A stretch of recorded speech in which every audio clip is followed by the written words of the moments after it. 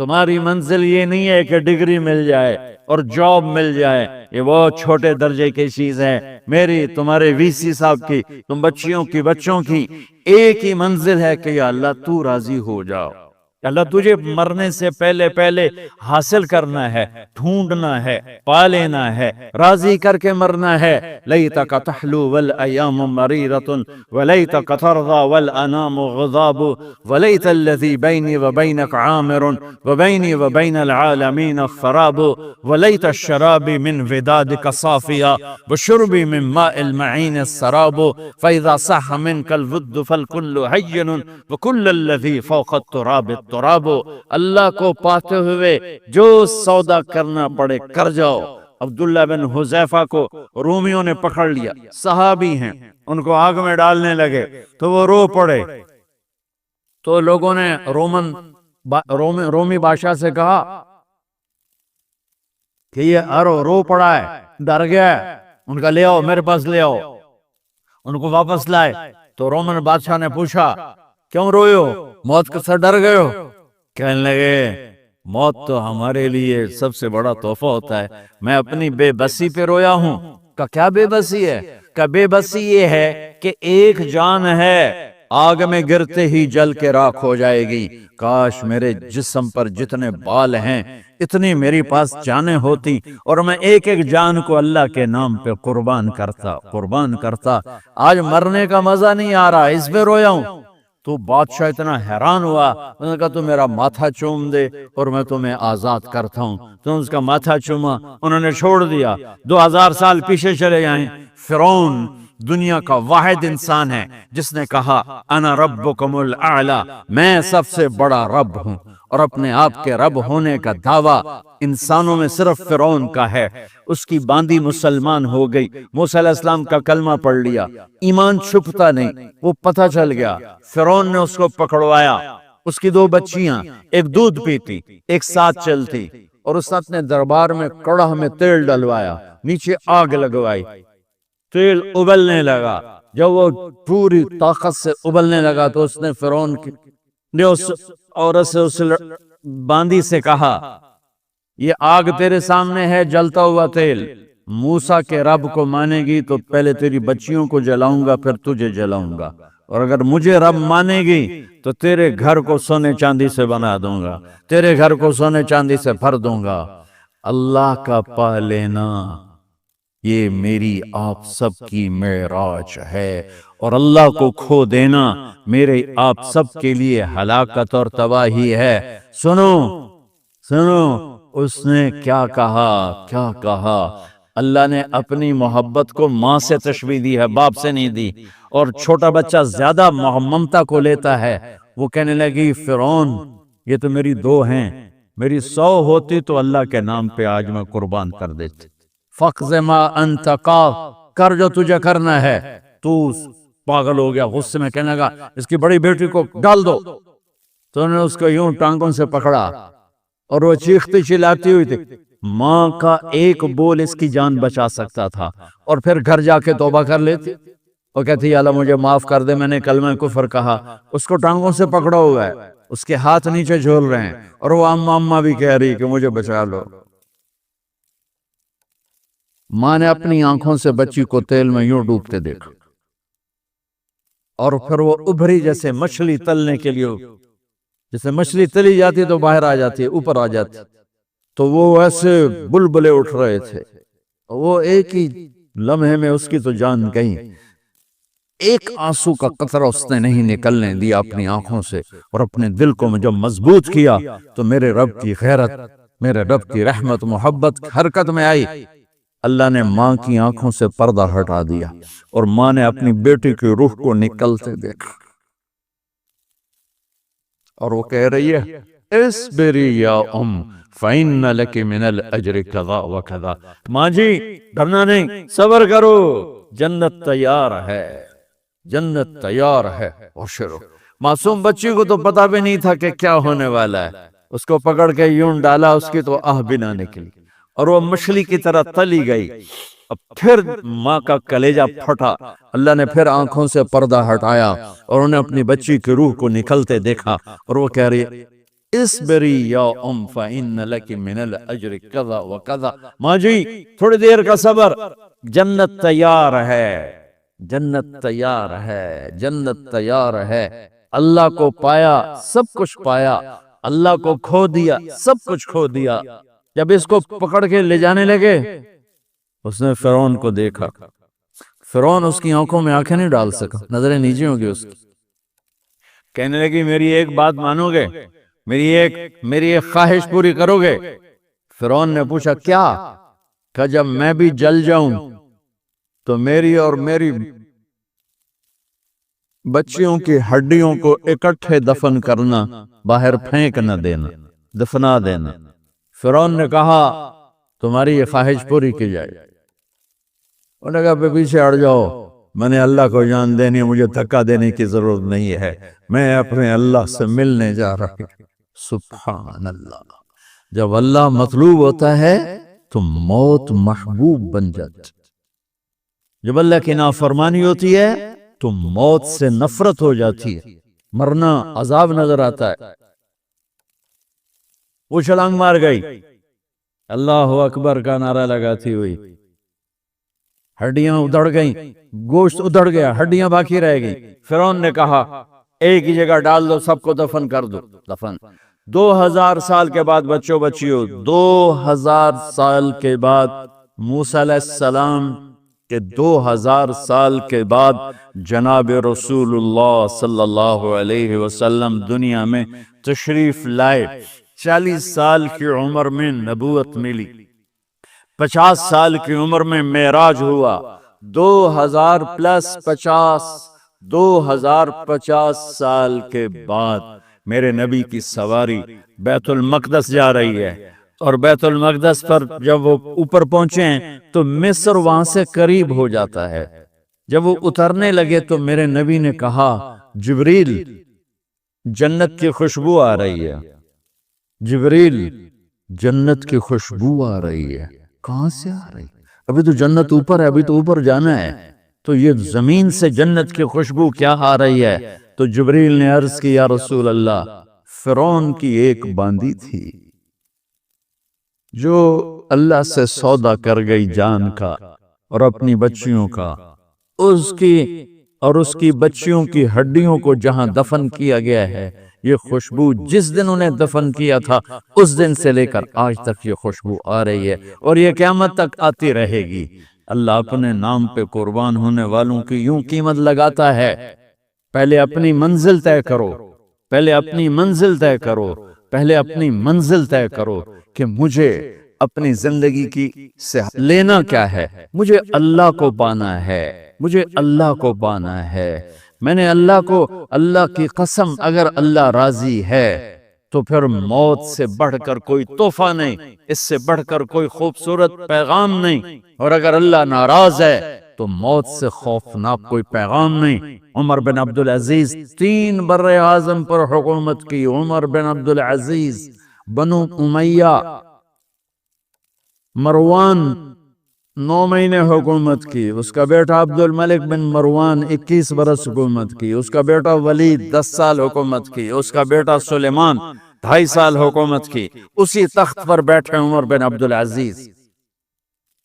پہلے تینوں نے چاروں نے اللہ کے شریعت کو قربان کیا حکومت کے لیے۔ عمر بن عبدالعزیز نے اپنے آپ کو قربان کیا اللہ کے لیے، حکومت کو پاؤں کے تلے رکھا اور اللہ کی رضا کو سامنے رکھا۔ ان کو زہر دیا گیا، جب ان کی موت کا وقت قریب آیا تو انہوں نے رجا بن حیوہ کو بلایا۔ سننے والی بات ہے بچوں، ان سے فرمانے لگے سنو، میں نے 3 بادشاہوں کو قبر میں اتارا۔ اب بچیاں تو قبرستان جاتی نہیں، ہم تو اپنے ہاتھوں سے قبر میں اتارتے ہیں، اور اوپر مٹی ڈالتے ہیں، اور اوپر اینٹیں ڈالتے ہیں، اور پھر منو مٹی میں دبا کے واپس آتے ہیں۔ یہ منظر آپ بچیوں کے تو دیکھنے کا بھی نہیں ہے۔ وہ کہنے کہ میں نے 3 بادشاہوں کو مٹی میں ڈالا، لیکن ان کے کفن کی گرہ کو جب کھول کے دیکھا تو ان کے چہرے قبلے سے ہٹ چکے تھے اور رنگ ان کے کالے پڑ چکے تھے۔ ولید بن عبد الملک، سلیمان بن عبد الملک، عبد الملک بن مروان، عبد الملک باپ، ولید بیٹا، سلیمان بیٹا، یہ تینوں ان کے چہرے کالے ہو گئے تھے اور ان کا قبلے سے منہ پھر گیا تھا۔ اب میں مرنے لگا ہوں، مجھے پہلے ضرور چیک کرنا کہ میرا اللہ میرے ساتھ کیا کرتا ہے۔ پہلے تینوں کی ظلم کی حکومت تھی، ان کے چہرے قبلے سے کیوں ہٹ گئے؟ آپ کو عجب بات بتاؤں، ولید بن عبد الملک روزانہ تہجد میں کھڑے ہو کے 10 سپارے پڑھتا تھا، 10 سپاروں کی تلاوت تہجد میں کرتا تھا کھڑے ہو کے، اور قبلے سے چہرہ ہٹ گیا۔ سلیمان بن عبد الملک تہجد گزار، چہرہ قبلے سے ہٹ گیا، ظلم کیا، ظلم کیا، ظلم کیا، خون کو پانی بنا دیا، حکومت پر شریعت کو قربان کیا، رشتے ناتوں کو قربان کیا۔ اللہ نے قبلے سے چہرے، نمازیں منہ پہ مار دی، روزے منہ پہ مار دیے، حج زکاتیں منہ پہ مار دی، تہجد ان کے منہ پہ مار دی، اور ان کے چہروں کو قبلے سے ہٹا دیا اور رنگ کالے کر دیے۔ عمر بن عبدالعزیز نے اسی سلطنت کو عدل سے بھر دیا، اسی سلطنت کو عدل سے بھر دیا۔ کیسی سلطنت کی؟ جب گورنر تھے تو 60 اونٹوں پہ سامان چلتا تھا، جب امیر المومنین بنے تو بچے کہنے لگے ماں سے، بچے بچیاں 12 تھے، ماں سے کہنے لگے کہ عید کا موقع آ رہا ہے، ابا سے کہو ہمیں نئے کپڑے تو لے کر دیں۔ ان کی ماں کا نام ہے فاطمہ، بچوں کی ماں کا نام فاطمہ بنت عبد الملک۔ یہ دنیاوی سٹیٹس میں سب سے بڑی خاتون گزری ہے، آج تک اس کے لیول کی کوئی عورت نہیں آئی۔ دادا بادشاہ، باپ بادشاہ، 4 بھائی بادشاہ، 6 خامن بادشاہ، 7 نسبتوں سے یہ عورت شہزادی رہی ہے۔ حضرت عمر گھر آئے، بیگم نے کہا بچے کپڑے مانگ رہے ہیں۔ حضرت عمر کہنے لگے میرے پاس تو پیسے نہیں ہیں، تنخواہ میں تو مشکل سے روٹی پوری ہوتی ہے، کہاں سے لے کر دوں؟ تو تھوڑی دیر خاموش رہی بیگم، پھر کہنے لگی آپ ایسا کریں، اگلے مہینے کی سیلری ایڈوانس لے لیں، اس سے میں کپڑے لے لیتی ہوں اور روٹی کا خرچہ میں مزدوری کر کے، گھر بیٹھے مزدوری کر کے چلا لوں گی، آپ 1 مہینے کی تنخواہ ایڈوانس لے لیں۔ حضرت عمر بن عبدالعزیز واحد خلیفہ ہیں جن کے دور میں 3 براعظم میں زکوٰۃ لینے والا باقی نہیں بچا تھا۔ یہاں لاہور بھی ان کی حکومت کے نیچے تھا، جنوبی اسپین، فرانس ان کے حکومت کے نیچے تھا، کاشغر تک ان کے حکومت کے نیچے تھا، استنبول کے دروازوں تک ان کی حکومت تھی۔ 3 براعظم میں ایک آدمی زکوٰۃ لینے والا نہ بچا، اور اپنا حال یہ ہے کہ بیگم سے کہہ رہے ہیں پیسے کوئی نہیں، کپڑے کہاں سے لے کر دوں؟ اور بیگم طریقہ بتا رہی ہے کہ آپ اگلے مہینے کی تنخواہ ایڈوانس لے لیں، اس سے میں کپڑے لے لوں گی، اور چولہے کا خرچہ، روٹی کا خرچہ میں گھر بیٹھ کے مزدوری کر کے کما لوں گی۔ تو حضرت عمر کہنے لگے ہاں یہ ٹھیک ہے۔ باہر آئے وزیر خزانہ مزاحم، انہیں بلایا کہ بھائی ہمیں اگلے مہینے کی تنخواہ ایڈوانس چاہیے، یہ تنخواہ والے لوگ بیٹھے ہوئے تنخواہیں لیتے ہیں۔ اس نے کاغذ قلم آگے رکھ دیا، کہا حضرت یہاں لکھ کے دے دیں آپ 1 مہینہ زندہ رہیں گے، میں تنخواہ دے دیتا ہوں۔ اب مجھے لکھ کے دے دیں آپ 1 ماہ زندہ رہیں گے، میں آپ کو تنخواہ دے دیتا ہوں۔ چپ کر کے اٹھے، ایک لفظ نہیں بولے، گھر گئے۔ حضرت اپنی بیگم فاطمہ سے کہا بیگم بچوں سے کہہ دو کہ باپ کے پاس کپڑے لے کر دینے کی سکت نہیں ہے، اور خزانے ایسے بھرے پڑے تھے کہ زکوٰۃ لینے والا کوئی نہیں تھا۔ عید کی نماز ہوئی، نماز کے بعد جب ساری فیملی ملنے آئی اور بچے بھی ملنے آئے تو ان کو دیکھ کر ان کی آنکھوں میں آنسو آ گئے۔ کہنے لگے بچوں آج تمہیں دکھ تو ہوگا اپنے باپ پر کہ ایک جوڑا کپڑا بھی لے کر نہ دیا عید کا۔ تو ان کے ایک بیٹے نے کہا ابا جان آج ہم بڑے خوش ہیں، ہمارا سر اونچا ہے کہ ہمارے باپ نے مسلمانوں کے مال پہ ڈاکہ نہیں ڈالا، ہمیں قربانی کا بکرا بنایا، لیکن مسلمانوں کے مال میں خیانت نہیں کی۔ یہ ان کا طرز حکومت تھا، اس طرح انہوں نے حکومت کی۔ گھر میں تشریف لائے تو بیٹیوں سے بات کی تو انہوں نے منہ پہ سے دوپٹہ رکھا ہوا، منہ پہ دوپٹہ رکھ کے بات کریں۔ تو فرمانے لگے کپڑا تو ہٹاؤ، دوپٹہ کیوں رکھا ہوا ہے؟ تو گھر کی خادمہ زور زور سے رونے لگی، کہنے لگی امیر المومنین آج آپ کی بیٹیوں نے کچا پیاز توڑ کے روٹی کھائی ہے تو وہ اس کی بو ہے منہ میں، آپ کو بو سے نفرت ہے اس لیے منہ پہ کپڑا رکھ لیا ہے۔ تو حضرت عمر اتنا روئے کہ ان کی داڑھی تر ہو گئی، کہنے لگے آخر میں جب تھوڑا آسرے میں آئے کہ میری بیٹیوں تمہارا باپ تمہیں بڑے اچھے کھانے کھلا سکتا ہے لیکن میں جہنم کو برداشت نہیں کر سکتا، میں جہنم کی آگ برداشت نہیں کر سکتا۔ اب مرنے کا وقت آ گیا۔ جب وہ گورنر تھے تو 60 اونٹوں پہ ان کا سامان چلتا تھا، اور جب وہ امیر المومنین بنے تو عیادت کے لیے لوگ آ رہے تھے، تو سالب عیادت کے لیے آئے، فاطمہ کے بھائی، کپڑے دیکھیں امیر المومنین کے تو بہن کو ایک طرف کر کے فرمایا، بڑے نیک سرداروں میں سے تھے یہ مسلمہ بن عبد الملک، کہنے گے امیر المومنین کے کپڑے تبدیل کروا دو، لوگ پوچھنے آ رہے ہیں تو میلے کپڑے اچھا نہیں لگتا، کہا جی بھائی کرواتی ہوں۔ اگلے دن جب وہ حال پوچھنے آئے تو پھر وہی کپڑے تھے، تو انہوں نے ان کو الگ جا کر کہا بہن میں نے تمہیں کہا تھا کپڑے بدلوا دیتی، کیوں نہیں بدلوائے؟ تو وہ رونے لگی، کہنے لگی کہاں سے بدلواؤں، جوڑا ہی ایک کہاں سے بدلواؤں؟ اور حکومت کتنی تھی؟ 3 بر اعظم کی، 3 بر اعظم کی حکومت۔ ہمارا تو پٹواری امان کا نہیں ہے، اور وہ 3 بر اعظم کی سلطنت لے کر ایک جوڑے میں اللہ سے ملنے جا رہا ہے۔ جب ان کا انتقال ہوا،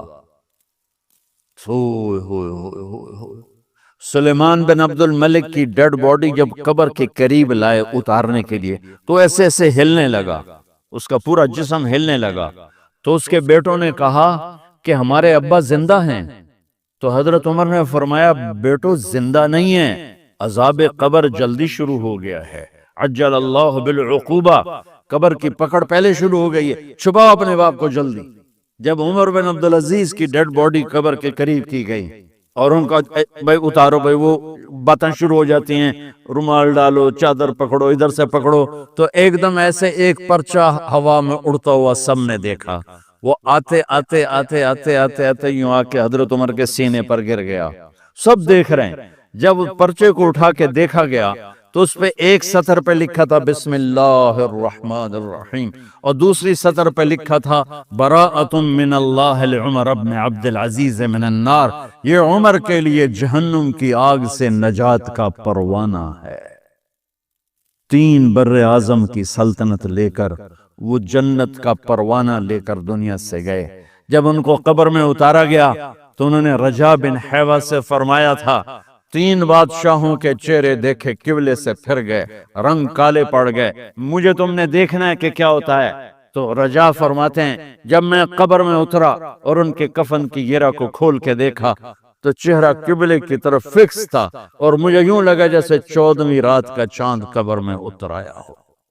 میرے عزیزو، طلبہ و طالبات، اللہ کو اپنی منزل بناؤ، اللہ کو اپنی منزل بناؤ، اللہ کو اپنی منزل بناؤ۔ موت کیا چیز؟ کیوں مر جاتے ہیں؟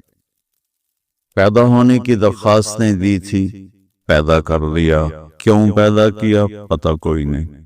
حضرت علی نکلے عشاء کی نماز پڑھ کے تو کچھ لوگ تلواریں لے کے کھڑے تھے، آپ نے فرمایا کیوں کھڑے ہو؟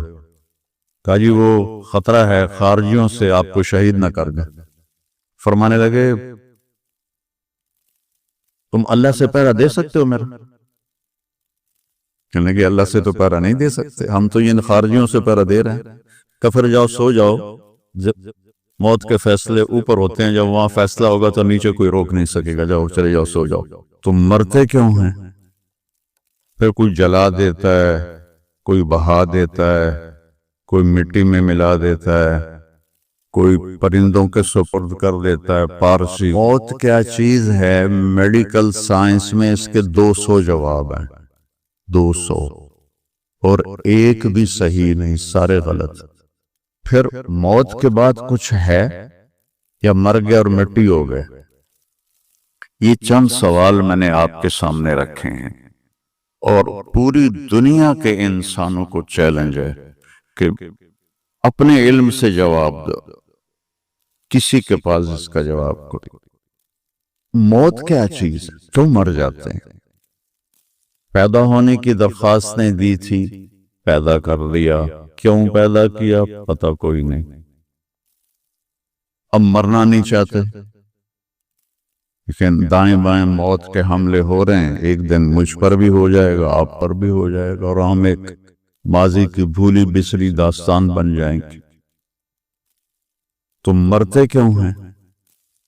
پھر کوئی جلا دیتا ہے، کوئی بہا دیتا ہے، کوئی مٹی میں ملا دیتا ہے، کوئی پرندوں کے سپرد کر دیتا ہے، پارسی وہ اوپر رکھ دیتے ہیں، گدھ آ کے کھا جاتے ہیں۔ تو یہ موت کیا چیز ہے؟ تھوڑا شروع میں میڈیکل میں نے شروع کیا تھا، تو پھر اللہ نے میرا راستہ بدل دیا۔ تو موت کیا چیز ہے، میڈیکل سائنس میں اس کے 200 جواب ہیں، 200، اور ایک بھی صحیح نہیں، سارے غلط، کیونکہ وہ انسانی عقل سے ہیں، نہیں پہنچ سکتے۔ پھر موت کے بعد کچھ ہے یا مر گیا اور مٹی ہو گئے؟ یہ چند سوال میں نے آپ کے سامنے رکھے ہیں، اور پوری دنیا کے انسانوں کو چیلنج ہے کہ اپنے علم سے جواب دو، کسی کے پاس اس کا جواب کو۔ موت کون دیتا ہے؟ یحیی و یمیت، مارنے والا بھی اللہ ہے اور زندگی دینے والا بھی اللہ ہے۔ زندگی موت کا نظام میرے اللہ کے ہاتھ میں ہے، زمین پر نہیں ہے، اوپر فیصلے ہوتے ہیں، زمین پہ فیصلے نہیں ہوتے۔ حضرت علی نکلے عشاء کی نماز پڑھ کے تو کچھ لوگ تلواریں لے کے کھڑے تھے، آپ نے فرمایا کیوں کھڑے ہو؟ کہا جی وہ خطرہ ہے خارجیوں سے آپ کو شہید نہ کر لیں۔ فرمانے لگے تم اللہ سے پہرا دے سکتے ہو میرا؟ کہنے لگے اللہ سے تو پہرا نہیں دے سکتے، ہم تو ان خارجیوں سے پہرا دے رہے ہیں۔ کہ پھر جاؤ سو جاؤ، جب موت کے فیصلے اوپر ہوتے ہیں، جب وہاں فیصلہ ہوگا تو نیچے کوئی روک نہیں سکے گا، جاؤ چلے جاؤ سو جاؤ۔ تو موت دینے والا بھی اللہ ہے، زندگی دینے والا بھی اللہ ہے۔ موت کے بعد کیا ہوگا وہ بھی ہمارے اللہ نے ہمارے نبی کی زبان سے ہمیں بتایا کہ میرا رب اذا زلزلت الارض زلزالہا، زمین میں زلزلہ آئے گا، اذا السماء انفطرت، آسمان پھٹے گا، اذا الشمس کورت، سورج بے نور ہوگا، اور پھر موت کا حکم آئے گا۔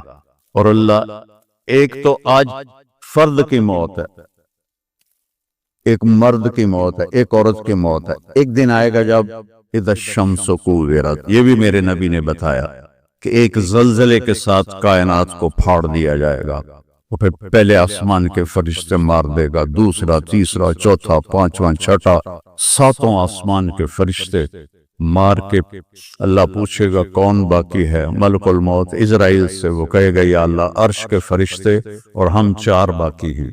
تو اللہ تعالیٰ کہے گا جبریل و میکائیل کو موت دے دو، تو اللہ کا عرش کہے گا یا اللہ ان کو بچا لیں، یہ آپ کے قدیم خادم ہیں، کہ اس کو خاموش، فقط کتبت الموت علی من کان تحت عرشی، میرے عرش کے نیچے سب مریں گے۔ پھر اللہ کہے، پھر جبریل میکائیل مر جائیں گے، پھر اللہ کہے گا کون باقی؟ کہیں گے یا اللہ عرش کے فرشتے اور ہم 2، اسرافیل اور اسرائیل۔ تو اللہ فرمائیں گے عرش کے فرشتے مر جائیں، پھر وہ مر جائیں گے، پھر اللہ کہے گا کون باقی؟ وہ کہیں گے یا اللہ اسرافیل اور اسرائیل۔ تو اللہ فرمائیں گے اسرافیل مر جائے، اسرافیل مر جائے گا، ہن اتے اللہ تے ہیٹھ اسرائیل، اسا کہ لے ہن میری بھی باری آئی، ساریاں دی جند کڈی، ہن میری بھی نکلن لگی ہے۔ سو ہماری طرح اس کی ٹانگیں کانپ رہی ہوں گی، ایڈی طاقتور جان، ڈر ڈر ڈر ڈر ڈر ڈر ڈر ڈر، آواز آئے گی کون باقی؟ سو اسرائیل کی زبان گنگ ہو جائے گی، کہے گا یا اللہ اب تو تیرا یہ غلام ہی باقی۔ تو اللہ تعالیٰ ایک گرجدار آواز میں کہیں گے مت فإنک خلق من خلق، مر جا تو بھی میری ایک مخلوق ہے۔ اور اسرائیل ایک چیخ مارے گا مرتے وقت، زمین آسمان کے پرزے پرزے ہو جائیں گے۔ بس جب اسرائیل بھی مر جائے گا تو پھر اللہ تعالیٰ کہے گا من کان علی شریکن فلیات، کوئی ہے میرا شریک تو اب آ جاؤ مقابلے میں۔ پھر اللہ کہے گا من کان علی شریکن فلیات، کوئی ہے میرا شریک تو آؤ میرے مقابلے میں۔ من کان علی شریکن فلیات، کوئی ہے میرا شریک تو آؤ میرے مقابلے میں۔ سناٹا۔ پھر اللہ کہے گا این الملوک، بادشاہ کدھر ہیں؟ این الجبارون، ظالم کدھر ہیں؟ این المتکبرون، تکبر والے کدھر ہیں؟ لمن الملک اليوم، آج کس کی بادشاہی ہے؟ پھر اللہ خود جواب دے گا للہ الواحد القہار۔ پھر اللہ کہے گا میں نے انی بدأت بالدنیا ولم تکن شیئا وانی اعیدها، میں نے دنیا بنائی اور مٹا دی، میں اسے دوبارہ بھی کھڑا کر دوں گا۔ ما خلقکم ولا بعثکم الا کنفس واحدہ، تمہیں اٹھانا، سب کو مارنا اٹھانا ایک کی طرح، جیسے ایک کو مارنا اٹھانا آسان ہے، تم سب کو مارنا اٹھانا آسان ہے۔ اور پھر ایک دن آئے گا جب اللہ تعالیٰ ہمیں قبروں سے نکالے گا۔ جن کی زندگی نافرمانی کی ہوگی وہ کہیں گے یا ویلنا من بعثنا من مرقدنا، ہائے مارے گئے ہمیں کس نے اٹھا دیا۔ بچو دعا کرو ہم ان لوگوں میں نہ ہوں۔ اس تھوڑی سی زندگی کو یہ عیاشی کے لیے نہیں ہے، یہ موج میلے کے لیے نہیں ہے، یہ اللہ کو راضی کرنے کے لیے ہے۔ سنبھل کے چل، کل پاؤں میرا کاسا ہے سر پہ جو آ گیا، بولا سنبھل کے چل سر راہ راہ گزر، میں بھی کبو کسی کا سر پر غرور تھا۔ تو یہ وجود ڈھانچہ میں بدلنے والا ہے، ڈھانچے میں ہم ڈھلنے والے ہیں، ہڈیاں بکھر جائیں گی۔ تو اللہ تعالیٰ جب سب کو ایک دم کھڑا کرے گا تو کہیں گے من بعثنا من مرقدنا، یہ ہمیں قبروں سے کس نے اٹھا دیا؟ تو جو اللہ کو راضی کر کے گئے ہوں گے وہ کہیں گے ھذا ما وعد الرحمن وصدق المرسلون، آج وہ دن آ گیا جس کا اللہ نے وعدہ کیا تھا اور نبیوں نے سچی خبر دی تھی۔ اور پھر لوگوں کو ہانکا جائے گا، عراۃً ننگے، خفاتً ننگے پاؤں، حاسراً ننگے سر، ننگے پاؤں، ننگے سر، ننگے بدن، سب میدان محشر کی طرف چلیں گے۔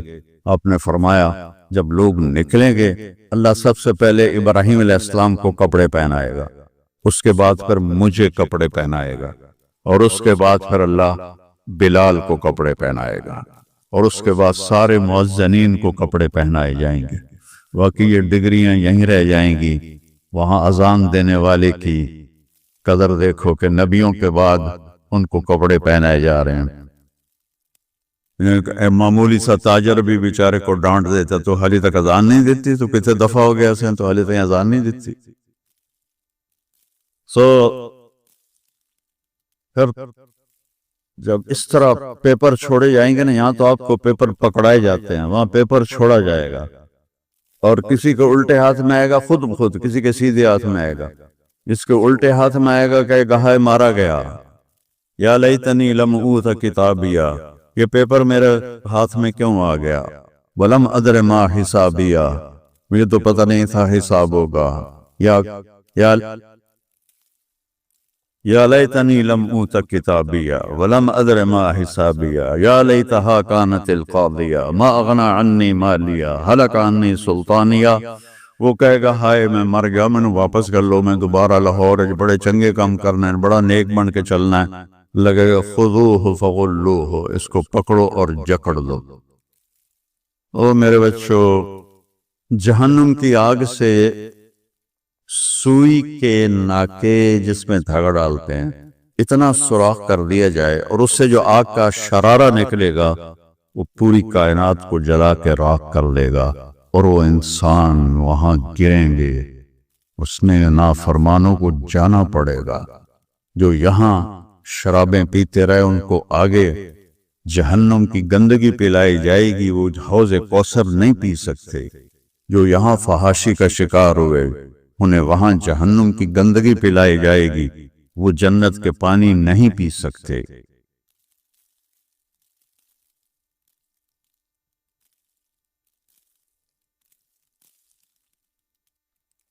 تو جس کے سیدھے ہاتھ میں آئے گا کہے گا ہو مقرؤ کتابیہ، وہ نعرہ لگائے او میں پاس ہو گیا، او میرا پیپر ویکھو۔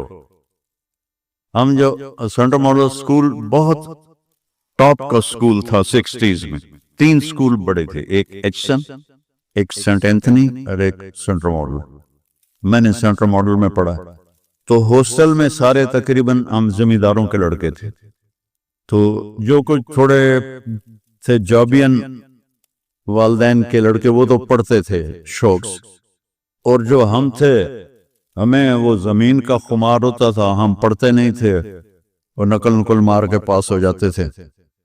تو وہ مجھے ایک عبد الواحد میرا روم میٹ تھا، اس کا نقشہ مجھے یاد آ رہا ہے اس آیت کے پیچھے۔ تو وہ بالکل ماشاءاللہ ہمیشہ ہی نیچے سے ہی فرسٹ آیا کرتا تھا وہ۔ تو وہ میں اپنے کمرے میں بیٹھا تھا تو اس کے ہاتھ میں سے پیپر، ویکھو میں پاس ہو گیا جی، او میں پاس ہو گیا جی، او میں پاس ہو گیا جی، اے ویکھو اے ویکھو اے ویکھو۔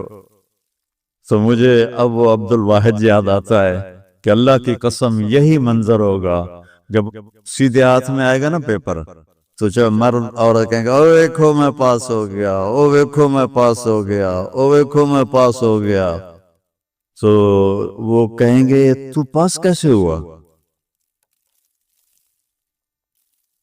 وَكَإِنِّي ظَنَنْتُ أَنِّي مُلَاقٍ حِسَابِيَهْ، مجھے پتا تھا میرا حساب ہونا ہے تو میں تیاری کرتا رہا، نمازیں پڑھی، سچ بول۔ آخرت کی تیاری کوئی مشکل ہے؟ اللہ کو ایک مانو، اس کا کوئی شریک نہیں ہے، لا الہ الا اللہ۔ محمد مصطفیٰ کو اس کا رسول مانو، آخری رسول ہیں، ان کے بعد رسول کوئی نہیں۔ پھر 5 نمازیں ہیں، کون سی مشکل ہیں؟ پہلی قوموں پہ 2 نمازیں فرض تھی، ہمارے اوپر 5 نمازیں فرض ہیں، اور سفر میں عادی ہو جاتی ہے۔ رمضان کے 1 مہینے کے روزے ہیں، زکوٰۃ 2 منٹ کا کام ہے، حج 5 دن کا کام ہے، یہ تو عبادت کا ڈھانچہ ہے۔ باقی زندگی میں سچ بولو، جھوٹ نہ بولو، دیانتداری کرو، دھوکہ نہ دو، اخلاق اچھے کرو، گالی گلوچ نہ کرو، رزق حلال کماؤ، رزق حرام نہ کماؤ، ماں باپ کے آگے سر جھکا کے بیٹھ۔ میرے نبی نے فرمایا اگر میری ماں زندہ ہوتی اور میں عشاء کی نماز پڑھا رہا ہوتا مسجد میں اور سورۃ فاتحہ بھی شروع کر چکا ہوتا اور آواز آتی محمد، تو میں ماں کے لیے نماز توڑ دیتا۔ میں کہتا جی اماں جی، جو نبی ہو کر نماز توڑ دے، فرض نماز ماں کے لیے۔ آج کی ماؤں کو بیٹے آنسو رلاتے، ان کے روے۔ آپ سے پوچھا گیا قیامت کب آئے گی؟ آپ نے فرمایا جب بیٹیاں ماؤں کی نافرمان ہو جائیں گی، خاص طور پر بیٹیوں کا نام لیا، جب بیٹیاں بھی ماؤں کی نافرمان ہو جائیں گی تو اللہ قیامت کو قائم کر دے گا۔ تو ابھی وہ خوشی میں کہہ رہا ہوگا ویکھو ویکھو ویکھو ویکھو، تو اللہ تعالیٰ کی آواز آئے گی فَهُوَ فِي عِيشَةٍ رَاضِيَةٍ۔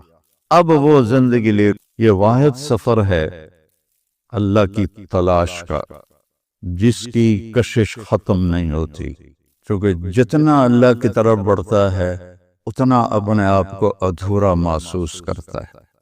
جیسے کوئی آدمی صحرا میں سفر کر رہا ہو تو کوئی ریفرنس نہ ہو، تو وہ جتنا بھی سفر کرتا ہے وہ کہتا پتہ نہیں میں کدھر ہوں، میں کہاں پہنچا ہوں، کچھ پتہ کوئی نہیں۔ ایک چھوٹے سے صحرا میں بغیر ریفرنس کے وہ بالکل ایسے ہو جاتا ہے۔ تو اللہ کی ذات کو کس طرح کوئی بیان کرے اور کیسے کوئی بیان کرے؟ جب وہ اس کی طرف بڑھتا ہے تو کروڑوں سال کی زندگی کے بعد بھی کہتا میں تو ابھی 1 قدم بھی نہیں چلا۔ اب یہ اللہ 11 قسمیں اٹھائے تو آپ کا کیا خیال ہے؟ 11 قسمیں، 10 اور 1 11، 11 قسمیں اس پہ اٹھائے کہ کامیاب کون ہے ناکام کون ہے، تو اس مضمون میں کتنی طاقت پیدا ہو جائے گی۔ والشمس والضحاها 2، والقمر اذا تلاها 3، والنہار اذا جلاها 4، واللیل اذا یغشاها 5، والسماء وما بناها 6 اور 7، والارض وما طحاها 7 اور 8، ونفس وما سواها یہ 9 اور 10 اور 11، فألهمها فجورها وتقواها قد افلح من زکاها وقد خاب من دساها۔ میرے بندے مجھے سورج والشمس سورج کی قسم اور سورج کی روشنی کی قسم 2، مجھے چاند کی قسم والقمر اذا تلاها، مجھے دن کی قسم اذا جلاها، مجھے رات کی قسم اذا یغشاها، مجھے آسمان کی قسم اور آسمان کے رب کی قسم، یہاں اپنے آپ کو لے کر آئے، مجھے زمین کی قسم اور زمین کے رب کی قسم، مجھے تیری جان کی قسم تیری جان کے بنانے والے رب کی قسم۔ یہ 11 قسموں کے بعد کہتا ہے اپنے آپ کو ٹھیک کر لے تو تو کامیاب ہے، اور اپنے آپ کو تو نے غفلت میں ڈال دیا تو تو ناکام ہے۔ تیری کامیابی بھی تیرے اندر ہے اور تیری ناکامی بھی تیرے اندر ہے، باہر سے اس کا تعلق ہی کوئی نہیں ہے۔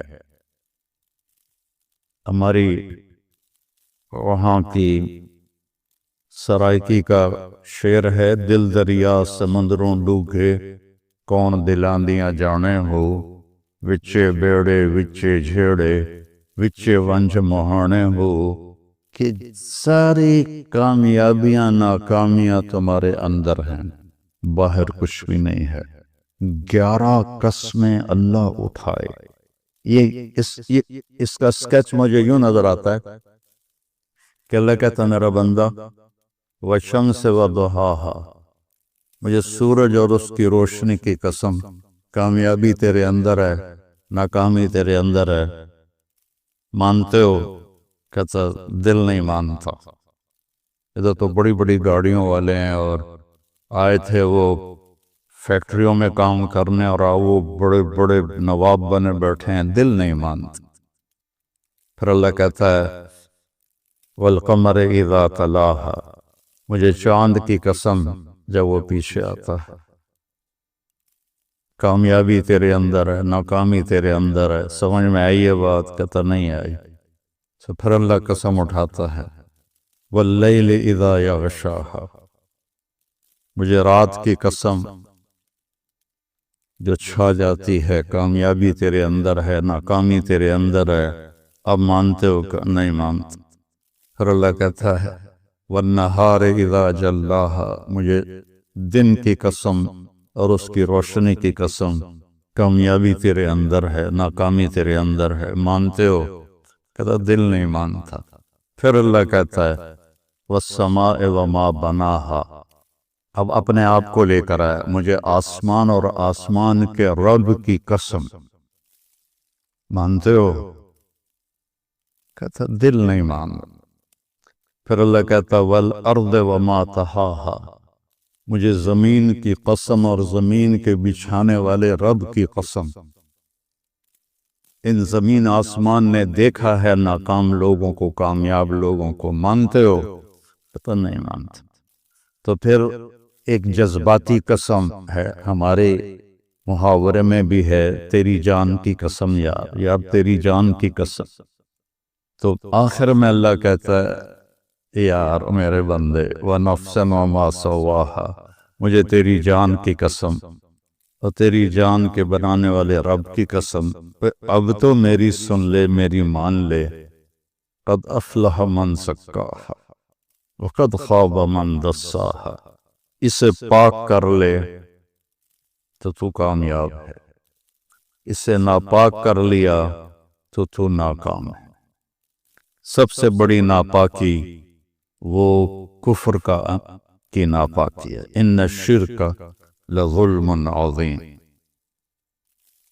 والکافرون هم الظالمون، اللہ کا انکار کرنے والے وہ سب سے بڑے ظالم ہیں، اور سب سے بڑی یہ ناپاکی ہے جس میں انسان ایسا ہی ہے جیسے گندگی کے گٹر میں کوئی گرا ہوا ہو تو اس کا پورا وجود بدبودار ہو جاتا ہے۔ اور قد افلح من زکاہا، اور جو اس کو پاک کرتا ہے۔ اور دوسری جگہ اللہ تعالی نے فرمایا قد افلح من تزکا وذکر اسم ربہ فصلی۔ ایمان کے بعد جو چیز انسان کو پاک کرتی ہے وہ نماز ہے۔ ایمان کے بعد جو چیز انسان کو پاکیزہ بناتی ہے وہ نماز ہے۔ اللہ تعالیٰ نے کچھ 700 دفعہ قرآن میں مختلف انداز میں نماز کا ذکر کیا ہے۔ اقیموا الصلاۃ وآتوا الزکاۃ 10 دفعہ تو یہ آیا ہے۔ 68 دفعہ لفظ صلاۃ قرآن میں آیا ہے، اور 700 دفعہ قرآن میں نماز کا ویسے ذکر آیا ہے۔ والقانتین والقانتات، اس سے نماز مراد ہے۔ تو ایمان کے بعد سب سے بڑی جو چیز ہے وہ سجدہ ہے جو انسان کو پاکیزہ بناتا ہے۔ تو یہ کامیابی آپ موت کے وقت ساتھ لے کر جائیں گے۔ اور جو آپ باہر لوگوں کو دیکھ رہے ہیں کہ بل گیٹ نے اتنا بنا لیا، اور قطر کے شہزادوں نے اتنا ہے ان کے پاس۔ ایک دفعہ قطر کے یہ جو ابھی ہے تمیم، اس کا والد حمد، جب وہ تھا امیر تو اس نے ہماری ضیافت کی، تو اس کے محل میں ہم گئے تو ایسے لائن میں دنیا کی جو سب سے قیمتی گاڑیاں تھیں وہ اس طرح کھڑی تھیں جیسے پاکستان میں موٹر سائیکل نہیں کھڑے ہوتے مسجد کے پاس، ایسے کھڑی سی۔ پورے پاکستان کا بجٹ شاید تھا جو وہاں گاڑیاں کھڑے تھے۔ لیکن موت کے وقت وہ ایک چھوٹی سی چارپائی پہ اٹھا کے اس کو زمین میں دبا دیا جائے۔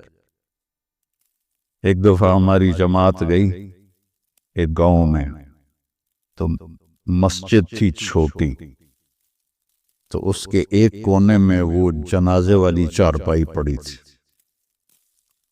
تو ایک ساتھی کو لازمی اس پہ سونا تھا چونکہ جگہ تنگ تھی، اور سردیوں کے دن تھے، یہ بھی نہیں باہر سو جائیں، تو کوئی بھی نہیں سو رہا۔ تو میں نے کہا میں سوتا ہوں۔ میں نے بڑی دلیری دکھائی، میں سو گیا۔ مجھے ساری رات نیند نہیں آئی۔ میں کہا ہونے آیا اسرائیل، ہونے آیا اسرائیل۔ ساری رات میں جاگتا رہا، یہ نیند نہیں آئی۔ لیکن جس نے اپنے من کو پاکیزہ کر لیا ہے وہ تو سب کچھ اپنے ساتھ لے کے جائے گا نا، کوئی چیز اس کی پیچھے نہیں رہے گی، سب کچھ اس کے ساتھ جائے گا۔ تو جس نے اس جہان کو بنایا اور اپنی ذات سے غافل رہا، تو اس کو تو مرتے ہوئے حسرت کے سوا کچھ بھی نہیں ہوگا۔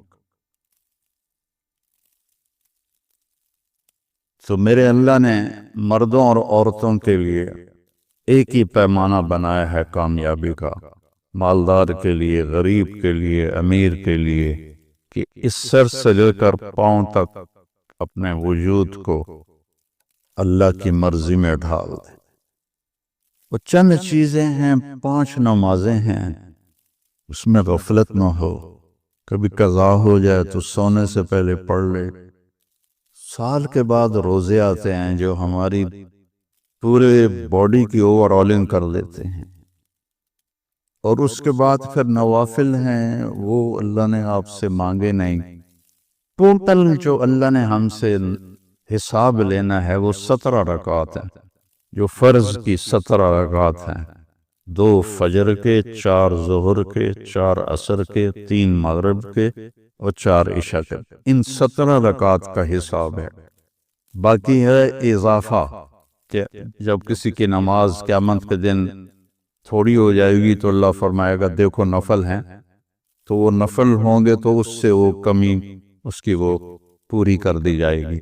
تو اس لیے میرے نبی نے 12 نوافل مستقل ساری زندگی پڑھے سفر کے علاوہ گھر پر، جن کو ہم سنت موقدہ کہتے ہیں، اور ایک آپ نے اشراق کے 2 نفل ساری زندگی پڑھے، اور ایک تہجد آپ نے ساری زندگی پڑھی، اور 11 رکعت اپنی امت پہ مشقت کو نہیں ڈالا، 11 رکعت۔ عبادت کی کثرت مطلوب نہیں ہے، اچھے اخلاق اور لوگوں کی خدمت و محبت اور ان کے لیے خیر خواہی یہ مطلوب ہے۔